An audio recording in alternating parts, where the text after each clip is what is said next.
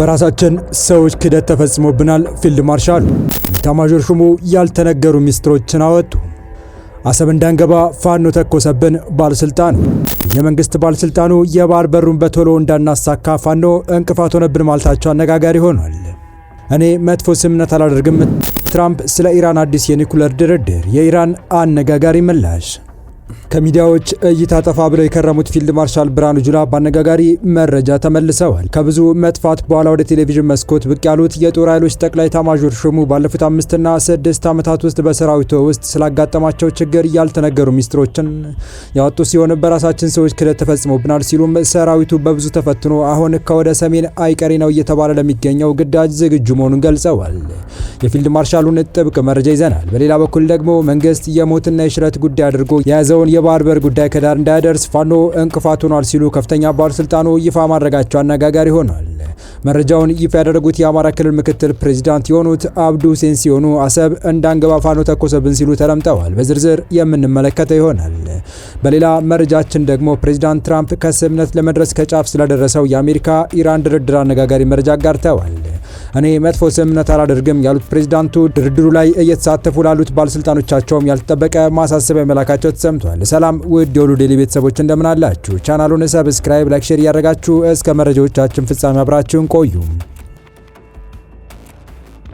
በብሔር የተጠለፉ የሰራዊት አባላት ክደት ፈጽመው ነበር። ፊልድ ማርሻል ብርሃኑ ጁላ ያወጡት ከባድ ሚስጥር። ከሚዲያዎች እይታ ጠፋ ብለው የከረሙት ፊልድ ማርሻል ብርሃኑ ጁላ በአነጋጋሪ መረጃ ተመልሰዋል። ከብዙ መጥፋት በኋላ ወደ ቴሌቪዥን መስኮት ብቅ ያሉት የጦር ኃይሎች ጠቅላይ ኤታማዦር ሹም ባለፉት 5 እና 6 ዓመታት ውስጥ በሰራዊቱ ውስጥ ስላጋጠመው ችግር ያልተነገሩ ሚስጥሮችን ያወጡ ሲሆን በራሳችን ሰዎች ክደት ተፈጽሞብናል ሲሉም ሰራዊቱ በብዙ ተፈትኖ አሁን ከወደ ሰሜን አይቀሬ ነው እየተባለ ለሚገኘው ግዳጅ ዝግጁ መሆኑን ገልጸዋል። የጦር ኃይሎች ኢታማዦር ሹም ፊልድ ማርሻል ብርሃኑ ጁላ በትላንትናው ዕለት የመከላከያ ስፖርት ፌስቲቫልን አስመልክቶ ባደረጉት ንግግር ነው ሰራዊቱ በብዙ ፈተና ውስጥ አልፎ አሁን ያለበት አስደናቂ ደረጃ ስለመድረሱ በገለጹበት አጋጣሚ ነው ከባድ ክደት ሲፈጸምብን ነበር ሲሉ ያስታወቁት። ከጥቅምት 2013 ዓ.ም ጀምሮ ያለፉትን 5 ዓመታት መከላከያ ሰራዊት በተለያዩ ግዳጆች ላይ ተሰማርቶ ተከታታይ ጦርነቶችን እያደረገ መሆኑ የሚታወቅ ሲሆን በዚህ መሃል ከፍተኛ ቁጥር ያለው የሰራዊት አባል በተለያየ ምክንያት እየከዳ እንደሆነ በተለያዩ ምንጮች ሲገለጽ መቆየቱ ይታወቃል።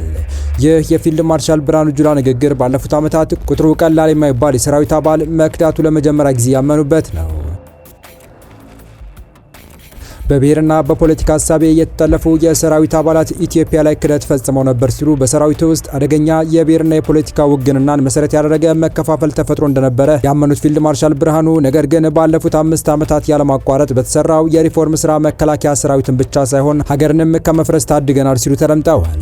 ባለፉት ጥቂት ዓመታት የገጠሙን ጦርነቶች በድል ተወጥተናል ያሉት ኤታማዦር ሹም ብርሃኑ ጁላ አክለውም አሁንም የጸረ ሰላም ኃይሎችን አከርካሪ እየሰበር ነው ሲሉ ገልጸዋል። ፊልድ ማርሻል ብርሃኑ የገጠሙንን ጦርነቶች ሁሉ አሸንፈናል ቢሉም ሌላኛው የመንግስት ከፍተኛ ባለስልጣን ወደ አሰብ እንዳንገባ ፋኖ እንቅፋት ሆኖብናል ማለታቸው የበርካቶችን ትኩረት ስቧል። መንግስት የሞትና የሽረት ጉዳይ አድርጎ የያዘውን የባህር በር ጉዳይ ከዳር እንዳያደርስ ፋኖ እንቅፋት ሆኗል ሲሉ ከፍተኛ ባለስልጣኑ ይፋ ማድረጋቸው አነጋጋሪ ሆኗል። መረጃው ይፋ ያደረጉት የአማራ ክልል ምክትል ፕሬዚዳንት የሆኑት አብዱ ሁሴን ሲሆኑ አሰብ እንዳንገባ ፋኖ ተኮሰብን ሲሉም ተደምጠዋል።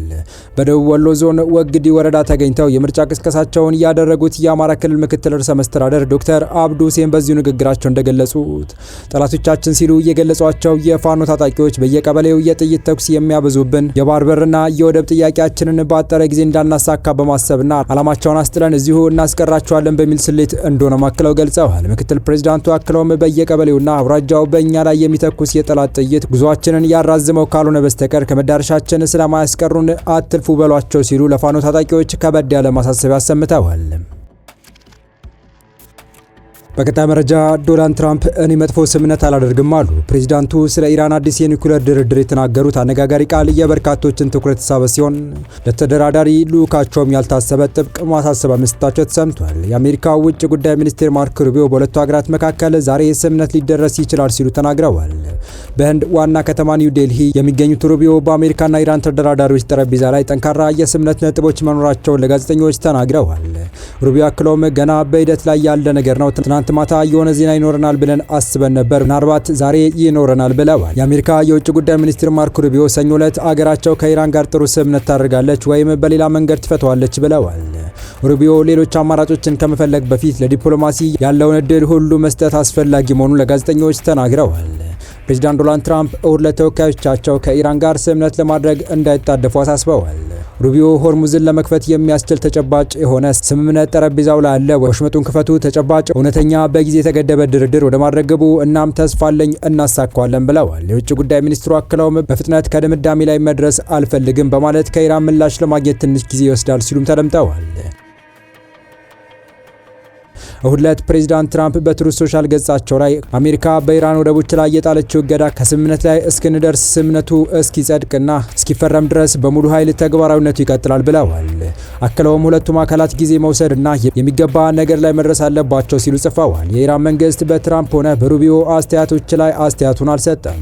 ታስኒም የዜና ወኪል ግን አሜሪካ የስምምነቱ ወሳኝ ነጥቦችን እያስተጓጎለች ነው በማለት እንዳይንቀሳቀሱ የታገዱ ፈንዶችን እንዲለቀቁ ጠይቀዋል።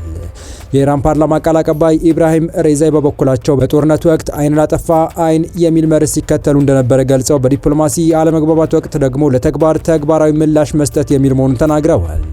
በኤክስ ገጻቸው ላይ ኢራን በጫናዎች ወይንም ማስፈራሪያዎች አትንበረከክም ያሉት ቃል አቀባዩ አሜሪካ ስምምነት ላይ መድረስ የምትፈልግ ከሆነ መደራደር አለባት፣ ነገር ግን ነዳጅ በ$6 ማግኘት የምትፈልግ ከሆነ ማስመሰሏን ትቀጥል ሲሉ ጽፈዋል። የአሜሪካው ፕሬዚዳንት ዶናልድ ትራምፕን በበኩላቸው በኢራንና በአሜሪካ መካከል እየተደረገ ስላለው አዲስ የሰላምና የኒውክሌር ድርድር የሰጡት መግለጫ የዓለምን ትኩረት ስቧል።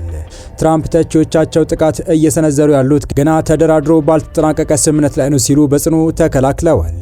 ፕሬዚዳንቱ ባወጡት ረጅም መግለጫ በአሁኑ ወቅት ከቴህራን ጋር እየተደረገ ያለውን ውይይት የደገፉ ሲሆን የቀድሞውን የባራክ ኦባማ አስተዳደር የኒውክሌር ስምምነት ግን በከባድ ቃላት ነቅፈዋል። የኦባማ አስተዳደር ለኢራን እጅግ ከፍተኛ መጠን ያለው ጥሬ ገንዘብ አሳልፎ እየሰጠ መሆኑንና ይህ ውሳኔ ሀገሪቱ የኒውክሌር ፍላጎቷን እንድታሳካ መንገድ የከፈተ መጥፎ አካሄድ እንደነበረ ትራምፕ ገልጸዋል። በራሳቸው የመደራደር ጥበብ ላይ ያላቸውን እምነት ሲያብራሩም እኔ ከኢራን ጋር ስምምነት ካደረግኩ እሱ ትክክለኛና ፍጹም ጥሩ ስምምነት ይሆናል፣ እኔ መጥፎ ስምምነቶችን አላደርግም ሲሉ በድፍረት ተናግረዋል። ይህ የትራምፕ መግለጫ የወጣው የዋይት ሀውስ አስተዳደር የኢራንን የኒውክሌር መርሃ ግብር ለመክታት ከባድ ዓለም አቀፍ ግፊት እየገጠመው ባለበትና ድርድሩ ወሳኝ ምዕራፍ ላይ በደረሰበት ወቅት ነው። ከሁለቱም ወገኖች የሚወጡ መረጃዎች እንደሚያሳዩት ምንም እንኳን በትልልቅ የውይይት አጀንዳዎች ላይ ንግግር ቢደረግም ስምምነቱ ገና ሙሉ በሙሉ ፍጻሜ አላገኘም። የዋይት ሀውስ ባለስልጣናት ድርድሩ በጥንቃቄ እየቀጠለ መሆኑን ገልጸው አሜሪካ ጥቅሟን የሚያስከብር ጠንካራ ስምምነት ላይ ብቻ እንደምትፈርም በድጋሚ አረጋግጠዋል። የተወዳችሁ የቻናላችን ቤተሰቦች ለአሁኑ ለእናንተ ይመጥናሉ ብታደምጧቸው ታተርፉባችኋላችሁ ብለን የመረጥንላችሁ ዕለታዊ መረጃዎቻችን እስካሁን ያደመጣችኋቸው ነበሩ።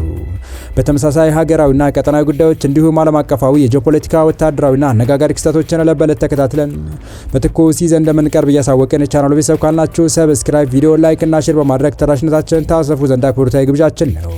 አበቃን። ሰናይ ጊዜን ተመኘን።